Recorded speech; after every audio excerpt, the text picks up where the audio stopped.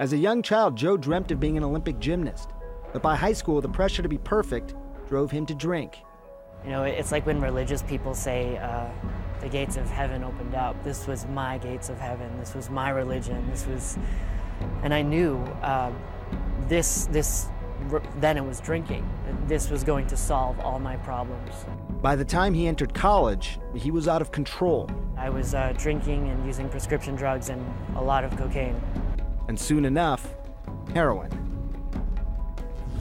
Joe wrote about his struggles in the very raw and emotional memoir called Acrobaddict. It's a book worth reading. I've read it myself, and he joins us now. Thank you. How are you doing, first of all? We've talked several times over the past couple of years. How are you feeling? Good, actually, yep. Healing up well, you're back to your training routines and all of that. You shared with me the first time we spoke, I mean, just how many substances have been a part of your life. I mean, you've been addicted to many different substances, but it was heroin in particular that really did you in, as you say. Yes. What is it about heroin?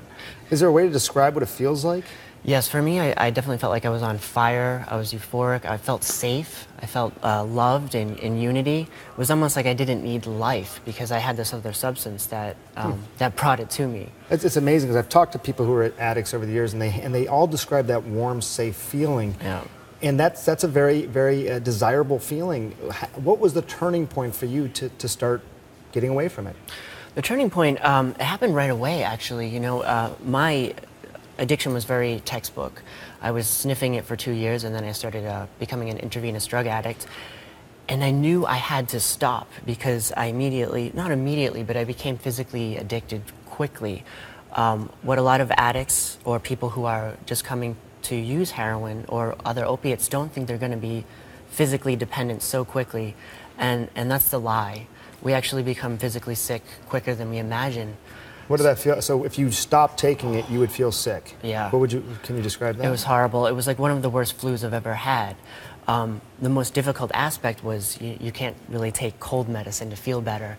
You know inside of you that there's one thing out there that's going to make this go away. Now the problem we seem to have is that we have jobs and stuff we have to go to. You can't be dope sick and go to work.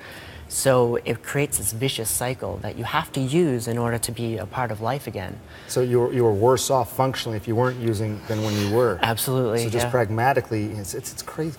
When you hear about Philip Seymour Hoffman, he was clean, he says, for in a long time, maybe 20 years, and then relapsed. Yeah. Did that surprise you, and does it make you worry about yourself even? It didn't surprise me. It's extremely heartbreaking, and this happens every day, actually. Because we have a chronic, fatal, and progressive disease, which addicts in recovery have been trying to explain that for a long time. People are always asking me, do you have to be vigilant, even after almost 7 years? And the answer is yes. It is chronic, so, like diabetes, it has to be treated every day. Something I like to say is yesterday's shower won't keep me clean. So every day I wake up with my disease and I have to treat it. And yes, I am fearful. Treating it means being very vigilant. Yeah. And to point out, and I was very interested in this as a doctor, but you had surgery for which a lot of people would have taken pain medications, either IV or oral pain medications afterwards. You couldn't do that. Right.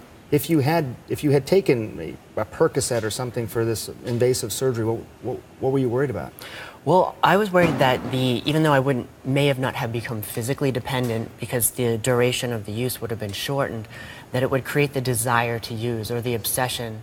What a lot of non-addicted people don't understand is that addiction, we have this obsession that's almost otherworldly. It's depressing and it's all you can think about. So having taken an opiate to relieve my pain, it would have made me right back on the track, and I've seen this happen so many times. You were talking about that. I mean, people that you know who go for an operation get a dose of Dilaudid after the surgery, which is pretty routine, and suddenly the beast has been awakened. Yep. It's a scary thing. I'm glad you're well, and I mean, we hear about these stories when things don't go well.